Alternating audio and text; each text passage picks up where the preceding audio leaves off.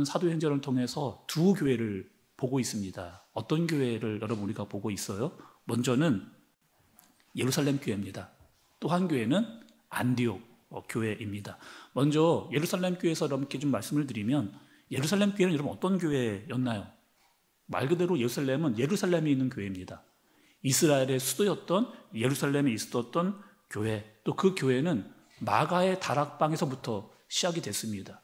120명의 성도가 기도하고 있을 때 성령의 세례가 임하게 됐고, 또 그 예루살렘 교회에는 12명의 사도가 있었던 그런 교회입니다.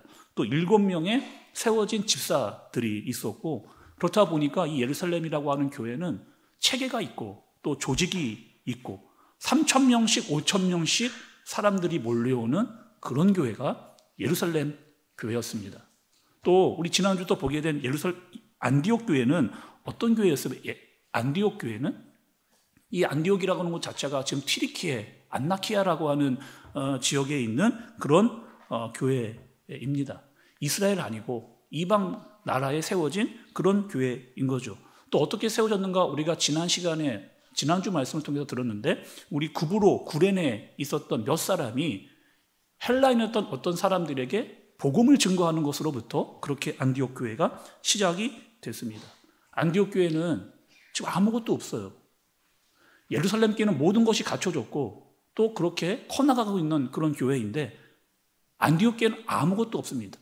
사도도 없고 집사도 없고 목회자도 없고 조직도 없고 체계도 없고 재정도 없고 아무것도 없는, 그 아무것도 없는 교회가 안디옥 교회였는데 점점점 사람이 많아지고 있는 교회가 안디옥 교회였다. 이 소식을 누가 들었어요? 예루살렘 교회가 들었습니다. 그래서 우리가 그 안디옥 교회를 도와야겠다라고 해서 사람을 보냅니다. 그 사람이 누구였습니까? 바나바를 이 예루살렘 교회에서 파송해서 안디옥 교회로 됐습니다. 여러분, 그 예루살렘에서 안디옥까지의 거리는 어느 정도 될까요?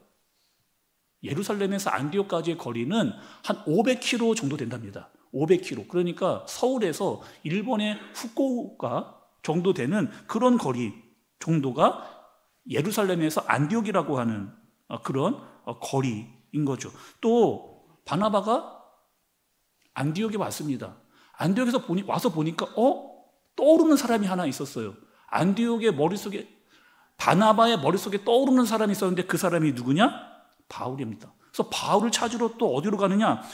그 다소로 또 가게 되는 거예요. 또 여러분, 그 안디옥에서 다소까지의 거리는 또 어느 정도 될까요? 제가 찾아보니까 한 250km 정도. 안디옥에서 다소까지 한 250km 정도. 자, 여러분 생각을 좀 해보세요. 지금 바나바가 지금 예루살렘에서 안디옥까지 500km를 왔습니다. 근데 500km를 와서 다시 또 250km를 지금 도합 750km를 지금 바울을 찾아서 그렇게 가고 있는 거죠. 여러분, 지금이야 비행기가 있잖아요. 비행기 타고 가면 금방 갑니다. 뭐 손쉽게 갈 수 있고 빨리 갈 수 있고 편하게 갈 수 있어요. 기차 타고 가면 돼요. 배 타고 가면 돼요. 자가용 타고 가면 돼요. 근데 그 당시 아무것도 없는, 그래서 바나바는 걸어서 갔을 거예요. 좀 낫다 싶으면 뭐 말 정도 타고 그렇게 그 거리를 갔을 거예요. 얼마나 먼 거리예요. 750km라고 하는 그 거리가 짧은 거리가 아니잖아요. 굉장히 먼 거리였을 텐데 또 가면서 굉장히 피곤함을 많이 바나바가 느꼈을 겁니다. 또 바나바가 또 다소에 도착을 했다고 여러분 생각을 해보죠. 전화하면 되잖아요. 바울아, 나 도착했어. 집 어디니? 어디 있어 지금? 내가 그 집으로 좀 찾아갈게. 전화하면 되잖아요. 그러면 전화가 안 된다? 카톡 남기면 되잖아요. 또 요즘은 뭐 청년들이 뭐 다 DM 한다면서요? DM 남기거나 이러면 되잖아요. 그 당시 아무것도 없었어요. 아무것도. 그래서 그 바나바가 바울을 찾는 데는 일일이 발품 팔아야 돼요. 일일이 다 물어봐야 돼요. 바울이라고 하는 사람 알고 있니? 본 적 있니? 집은 어디니? 다 찾아다니면서, 성경에는 여러분 그냥 안디옥으로 갔다, 그냥 다소로 갔다, 이렇게만 말씀이 기록이 되어 있지만 그 말씀 사이에 얼마나 많은 일들이 바나바와 바울에게 있었을까? 또 제가 여러분 말씀을 준비하면서 이런 생각을 좀 해봤습니다. 바나바가 안디옥에 갔을 때는요, 이미 그 안디옥이라는 교회가 시작이 됐거든요. 그리고 성장하고 있었습니다. 잘 되고 있었어요. 바나바가 안디옥에 갔는데 교회가 시작이 되고 교회가 성장을 하고 교회가 막 부흥하고 있는데, 아니 굳이 또 바울을 찾으러 그 먼 길을 갈 필요가, 또 그 사람을 찾으러 갈 필요가 있었을까? 제가 조금 더 찾아보니까 여러분 이렇더라고요. 학자들이 이렇게 이야기를 합니다. 바울이 다소에 가 있었을 때는 다메섹에서 예수님을 만난 다음에 한 8년 정도 지났을 그런 시간의 공백을 가지고 있다는 거예요. 다시 여러분 말씀드릴게요. 바울이 다메섹에서 예수님을 만난 후에 지금 바나바가 바울을 찾아가서 다소에 갔을 때는 한 8년 정도의 시간의 간격이 있다는 거예요. 그러니 지금 어떻게 되는 거예요? 대부분의 사람들은 지금 바울을 다 잊어버린 겁니다. 잘 알지도 못하고 있는. 그런데 누구는요? 바나바는 잊지 않았던 거예요. 바나바는 그 바울을 잊지 않고 그 사람을 찾아서 같이 사역하겠다라고 그 먼 길을 찾아가서 가게 된 거죠. 자, 여러분, 제가 이렇게 자세하게 여러분께 말씀을 드리는 이유가 있어요. 지금 안디옥 교회가 세워지고 있는 모든 일들, 아무것도 없었는데 그 안디옥 교회가 점점점 세워지고 있는, 교회가 시작이 되고 교회가 성장이 되고 교회가 성장되어지고 있는, 부흥하고 있는, 믿는 사람들이 점점점 많아지고 있는, 아니 바나도 고생 많이 했잖아요. 또 바울도 그렇습니다. 그런데 물론 여러분 안디옥 교회의 사람들도 열심히 하고 있었을 거예요. 그거 중요합니다. 그런데 말씀은 어떻게 이야기하느냐, 그 안디옥 교회가 어떻게 성장하고 있는가 말씀을 보았더니 말씀은 분명하게 이렇게 기록을 하고 있어요. 21절의 말씀을 여러분 보시면, 주의 손이 그들과 함께 하심에, 주의 손이 그들과 함께 하심에 수많은 사람들이 믿고 죽게 돌아오더라. 지금 여러분 안디옥 교회가 성장하고 있는 것도, 바나바가 바울이 기억난 것도, 또 바나바가 바울을 만나게 된 것도, 그 모든 일들은 다 사람들이 열심히 한 것도 있겠죠, 물론. 그러나 더 중요한 것은 무엇이냐? 하나님께서 그들과 함께 하시고 하나님의 손이 그들과 함께 하셨다. 안디옥 교회는 그렇게 지금 성장하고 있는, 하나님의 손에 이끌려서 성장하고 있는 안디옥 교회를 우리가 보고 있는 거죠. 바나바가 바울을 데리고 왔어요. 안디옥 교회에서 1년을 사역을 했습니다. 근데 안디옥에서 어떤 일이 일어났는가? 또 이 말씀도 좀 보세요. 여러분 26절의 말씀을 좀 보시면, 만남에 안디옥에 데리고 와서 둘이 교회에 1년간 모여 있어 큰 무리를 가르쳤고, 제자들이 안디옥에서 비로소 그리스도인이라 일컬음을 받게 되었더라. 바나바와 바울이 1년간 사역을 했는데, 그때야 비로소 안디옥에 있는 사람들이, 안디옥 교회에 있는 사람들을 보고 뭐라고 이야기했느냐? 그리스도인이라고 이렇게 부르기를 시작했다. 이렇게 말씀을 전하고 있습니다. 여러분, 그리스도인이란 말 많이 들어보셨잖아요. 그리스도인이라고 하는 말 많이 들어보셨잖아요. 헬라어는 이런 말입니다.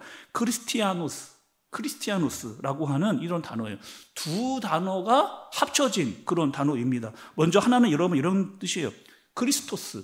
여러분 너무 잘 알고 있는 크리스토스, 기름 부은 자, 그리스도라고 하는 그런 의미입니다. 여기 크리스토스라고 하는 어근에 전미사가 붙었어요. 어떤 전미사가 붙었느냐? 이아노스라고 하는 이 전미사가 붙습니다. 이 전미사는 어떤 뜻을 가지고 있느냐? 어디어디에 속한 자, 어디어디에 속한 자, 어디어디의 사람, 어디어디의 종, 이런 뜻이에요. 그러니까 그리스도인, 크리스티아노스라고 하는 이 사람들은 뭐라고 불린 사람들이냐? 예수님께 속한 사람이고, 예수님을 따르는 사람이고, 예수님께 철저히 순종하면서 예수님의 종이 된 그런 사람들을 보면서 사람들이 그리스도인이다, 그렇게 부르기를 시작했다는 겁니다. 그러니까 지금 안디옥에 있는 사람들이 하나님의 말씀을 듣고 배웠어요. 하나님의 말씀대로 살아갑니다. 그리고 만나는 사람마다 다 이렇게 얘기하는 거예요. 예수.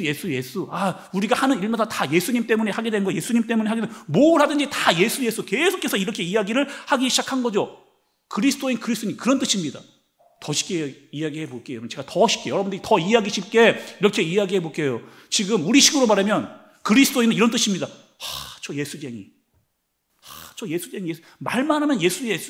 아니, 뭐만 하면 예수님 때문에, 예수쟁이. 아니, 저 사람들은 또 예수쟁이. 이렇게 약간 비아냥거리는, 사실은 여러분, 이 그리스도인이라고 말 자체가 이 예수쟁이라고 하는 이야기처럼 약간 비아냥거리는 그런 느낌의 이야기 말씀인 겁니다. 제가 말씀을 준비하다가 이런 글을 하나 봤어요. 이런 글. 나는 예수쟁이입니다. 여러분 먼저 들어보면 어떤 글인지 인지 잘 한번 들어보세요. 믿지 않는 사람들은 비웃는 투로 또는 불평한 표정으로 예수를 믿는 사람들을 조롱하려고 합니다. 그래서 그런 사람들을 예수쟁이라고 부릅니다. 세상에서 쟁이란 부정적인 의미를 담고 있습니다. 거짓말쟁이, 심술쟁이, 욕심쟁이. 그러나 나는 거짓말쟁이도, 나는 심술쟁이도, 나는 욕심쟁이도 아닙니다. 나는 예수쟁이입니다. 예수님께 빠져 있는 사람, 예수님을 말하는 사람, 예수님을 따르며 순종하는 사람. 그래서 용서하기 어려운 사람도 용서하려고 애를 쓰고, 미워하고 싶을 때도 사랑하려고 기도하고, 성을 내고 싶어도 인내하는, 때로는 완벽하지 않습니다. 때로는 실패하기도 합니다. 누군가 나에게 이렇게 말을 합니다. 너 굳이 그렇게 살 필요가 있느냐? 너 예수쟁이 굳이 그렇게 살 필요가 있느냐? 그렇게 하면 너만 손해가 아니냐? 굳이 그렇게 할 필요까지는 없는 것 같다 라고 믿지 않는 사람들이 나에게 이야기할 때 나는 이게 손해라고. 그런데 나는 이 길에서 진짜 평안을 얻었습니다. 나는 예수님을 따르면서 진짜 기쁨이 무엇인지를 알게 됐습니다. 나는 그분 때문에 진짜 사랑이 무엇인지를 배웠습니다. 그래서 나는 더 이상 내 정체를 숨기지 않으려고 합니다. 더 당당하게, 더 겸손하게, 크게 외치지 않되 내 삶으로 그 예수쟁이의 삶을 증명하려고 합니다. 나는 더 이상 이 말이 부끄럽지 않습니다. 나는 예수쟁이입니다. 여러분, 지금 제가 여러분께 읽어드린 이 글 보면서 성경에 떠오르는 사람 여러분 혹시 없으세요? 제가 읽어드렸던 지금 이 글을 보면서 여러분 혹시 떠오르는, 성경에서 말하는 대표적인 예수쟁이 떠오르는 사람 여러분 없으세요? 로마서의 말씀으로 가보겠습니다. 로마서 1장 16절과 17절의 말씀을 보니 내가 복음을 부끄러워하지 아니하노니 이 복음은 모든 믿는 자에게 구원을 주시는 하나님의 능력이 됨이라. 먼저인 유대인에게요, 그리고 헬라인에게로다. 복음에는 하나님의 의가 나타나서 믿음으로 믿음에 이르게 하나니 기록된 바 오직 의인은 믿음으로 말미암아 살리라 함과 같으니라. 나는 예수쟁이입니다. 나는 복음을 부끄러워하지 않는 사람입니다. 이렇게 이야기했다는 것은 바울이 살았던 그 당시에 예수님을 부끄러워하고 복음을 부끄러워했던 사람들이 있다는 거예요. 핍박이 있었어요. 조롱이 있었어요. 경제적인 차별이 있었습니다. 그런데 나는 복음이 부끄럽지 않아. 나는 예수님이 부끄럽지 않아. 왜 여러분? 왜 바울은 예수님을 끝까지 부끄러워하지 않았을까? 그 복음에는 능력이 있기 때문에. 어떤 능력이요? 하나님께서 주시는 구원의 능력이 있기 때문에. 그 복음은 하나님의 의가 나타나기 때문에. 그 복음은 믿음으로 말미암아 믿음으로 살게 하기 때문에. 그래서 나는 믿음으로 살아요. 나는 그리스도인으로 살아요. 나는 예수쟁이로 살아요. 이것이 바로 바울의, 예수쟁이였던 바울의 모습이었습니다. 바울뿐이 아니에요. 제가 또 보니까 베드로도 이런 고백을 했습니다. 베드로전서 3장 15절의 말씀을 보니까, 베드로전서 3장 15절의 말씀을 보면 너희 마음에 그리스도를 주로 삼아 거룩하게 하고 너희 속에 있는 소망에 관한 이유를 묻는 자에게는 대답할 것을 항상 준비하되 온유와 두려움으로 하고. 여기서 너희는 누구예요, 여러분? 여기서 너희는 그 당시 베드로가 있었을 당시에 흩어져 있었던 그리스도인들입니다. 흩어져서 핍박과 어려움 때문에 흩어져 있었던 디아스포라들에게 편지를 지금 베드로가 쓴 거예요. 한마디로 말하면 세상에 흩어져 있었던 예수쟁이들에게 지금 베드로가 편지를 쓰는 거예요. 그러면서 뭐라고 이야기하는 거예요? 나는 그리스도로 구주를 삼았다. 너희도 그리스도로 주를 삼았다는 거야. 너희는 구원받은 사람이야. 너희 안에는 예수님이 있어. 너희는 예수님을 따르는 사람이고, 너희는 예수의 종이고, 너희는 예수님만 순종하며 살아가며, 또 누군가 나에게 너 어떻게 그렇게 살 수 있니? 라고 물을 때 언제든지 내가 예수님 때문에 난 이렇게 산다 라고 고백할 수 있는 마음이 있는 사람이야 라고 말할 수 있는 준비를 항상 하고 있어라 라고 누가요? 베드로가 이 땅에 있는 예수쟁이들에게 예수쟁인 우리들에게 그렇게 말씀하고 있는 겁니다. 내가 주인 삼은 모든 건 내려놓고 내 주 대신 주 앞에 나가 내가 사랑했던 모든 것 내려놓고 주님만 사랑해. 내가 주인 삼은 모든 것 내려놓고 내 주 대신 주 앞에 나가 내가 사랑했던 모든 것 내려놓고 주님만 사랑해. 주 사랑 거친 풍랑에도 깊은 바다처럼 나를 잠잠케 해. 주 사랑 내 영혼의 반석 그 사랑 위에 서리.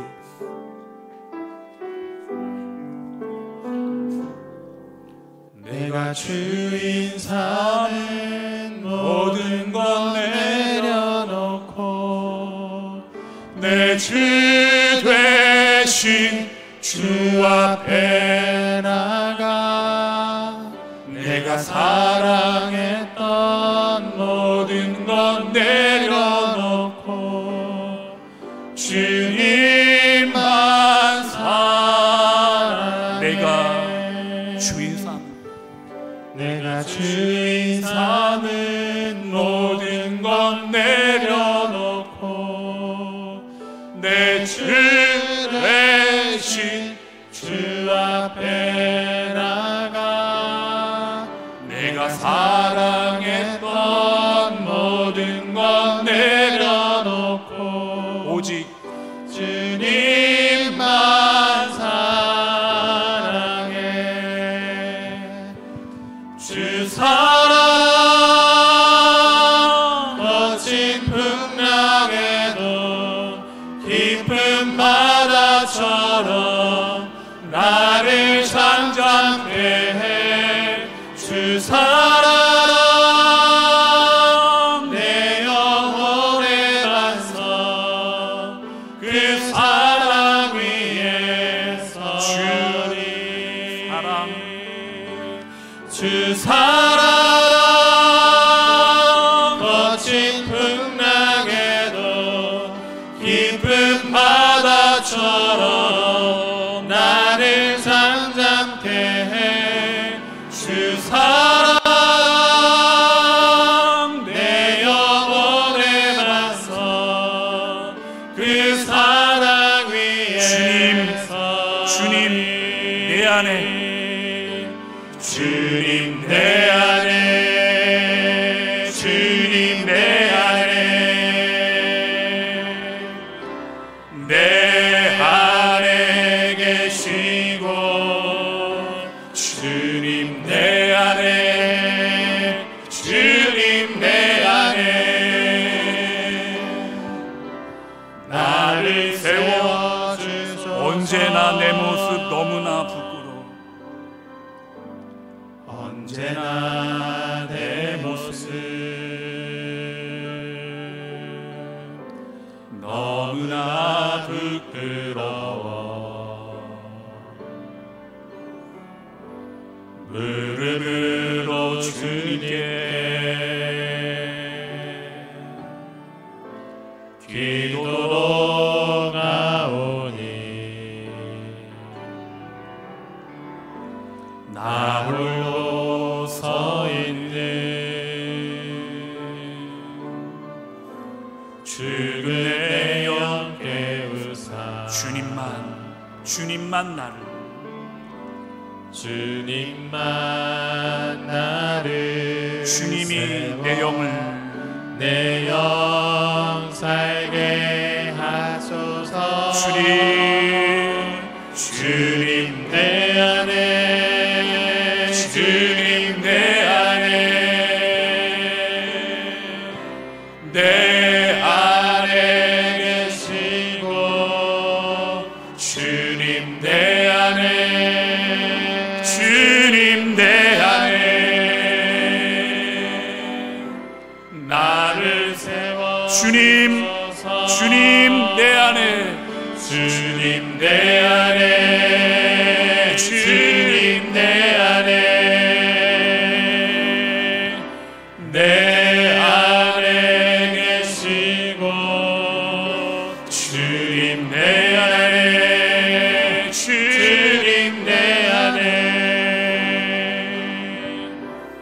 나를 세워주소서.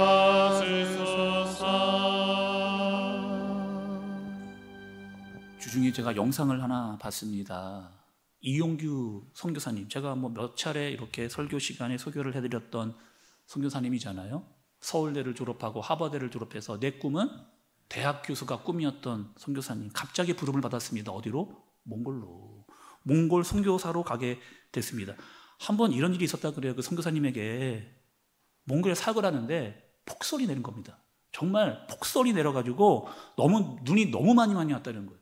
거의 그 지붕까지, 뭐 지붕에도 이미 뭐 눈이 많이 내렸겠죠. 그래서 선교사님이 나오지도 못하고 들어오고 완전히 꼼짝 못하게 그 눈 때문에 집 안에 갇혀 있게 됐습니다. 걱정이 되는 거예요. 아, 이거 집 천장 무너지면 어떡할까? 또 나갈 수도 없어요. 나가면 너무 추우니까, 너무 추워서 그것도 걱정이 되어진 겁니다. 그때 전화가 한 통 왔답니다. 교회 청년들에게. 교회 청년에게 전화가 왔다는 거예요. 선교사님, 우리가 선교사님 꼭 보러 가야 되겠습니다. 선교사님, 너무 지금 상황이 안 좋으니까 우리가 선교사님 꼭 보러 가야 되겠습니다. 무조건 가겠습니다. 그렇게 전화가 왔다는 거예요. 그 전화를 받고 선교사님이 이렇게 이야기했다면, 오면 안 된다. 너무 지금 위험하니까, 와도 지금 어떻게 해결할 수가 없으니까 오면 안 돼. 너무 위험해. 너희까지 힘들어질 수 있으니까 너희 오지 마. 절대 오지 마라. 청년이 딱 한마디 했답니다. 선교사님, 우리 몽골 사람이에요. 선교사님, 우리 몽골 사람이에요. 선교사님, 우리 몽골 사람이에요 라고 하는 이 말이 선교사님이 어떻게 들렸느냐?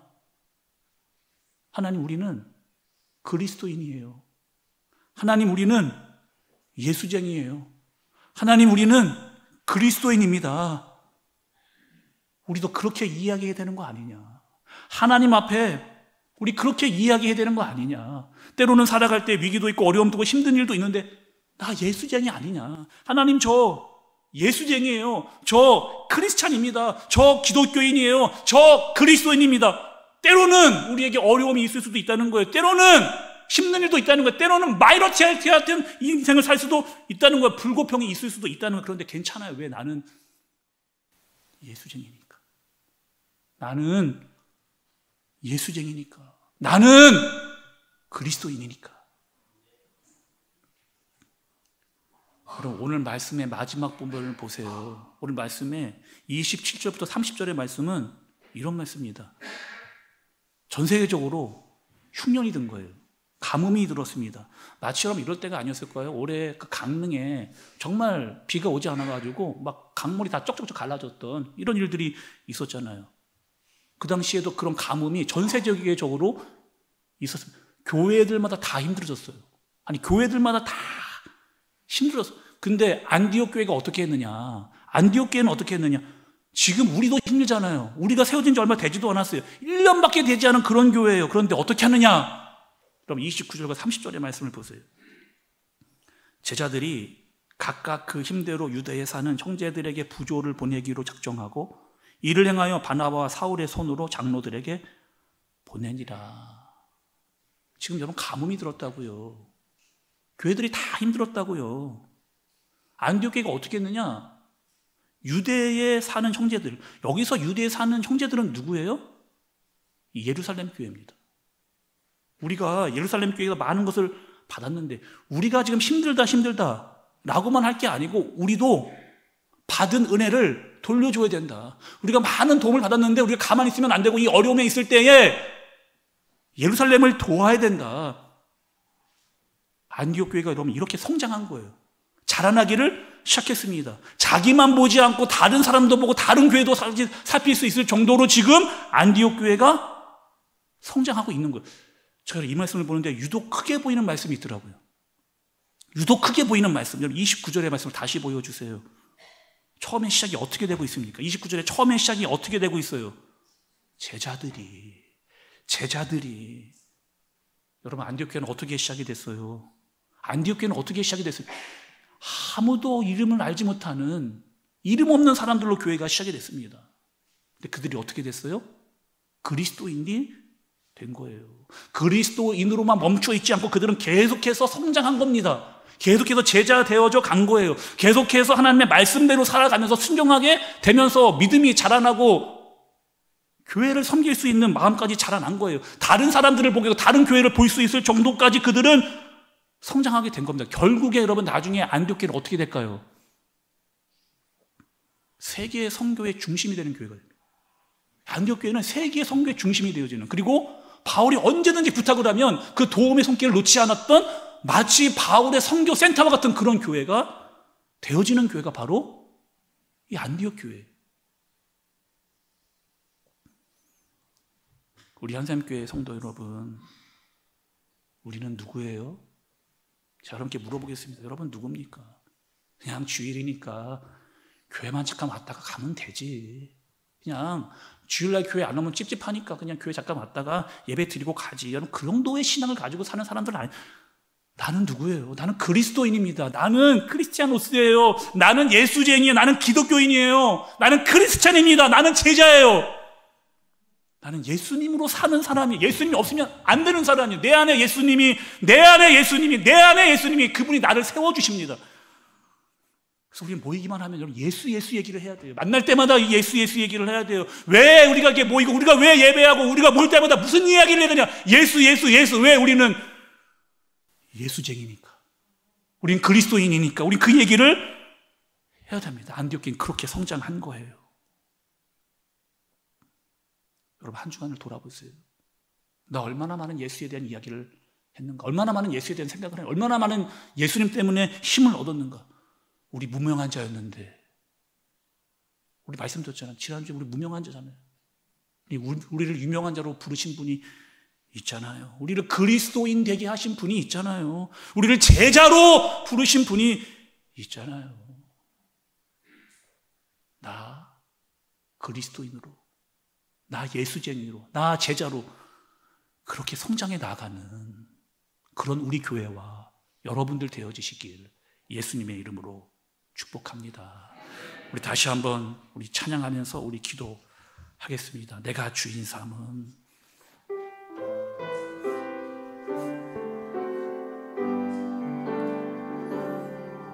내가 주인 삼은 모든 것 내려놓고 내 주 되신 주 앞에 나가 내가 사랑했던 모든 것 내려놓고 주님만 사랑해. 내가 주인 삼은 내가 주인 삼은 모든 것 내려놓고 내 주 대신 주 앞에 나가 내가 사랑했던 모든 것 내려놓고 주님만 우리 다시 한번 사랑해. 내가 주인 삼은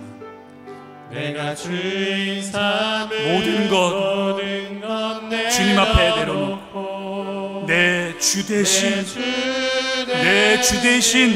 그 주님 앞에 나가 내가 사랑했던 모든 것 다 내려놓고 오직 나는 주님만 사랑하는 예수쟁이, 나는 크리스찬, 나는 그리스도인입니다. 주 사랑 거친 풍랑에 주 사랑 거친 풍랑에 깊은 바다처럼 나를 잠잠케 주 사랑 내 영혼의 반석 그 사랑 위에 그 사랑 다시 한번 주 사랑 거친 풍랑에도 깊은 바다처럼 나를 잠잠케 해. 주 사랑 내 영혼의 반석 그 사랑 위에 서리. 여러분 말씀 들으시면서 부르시면서 찬양 부르시면서 어떤 생각하죠? 나는 정말 그리스도인입니까?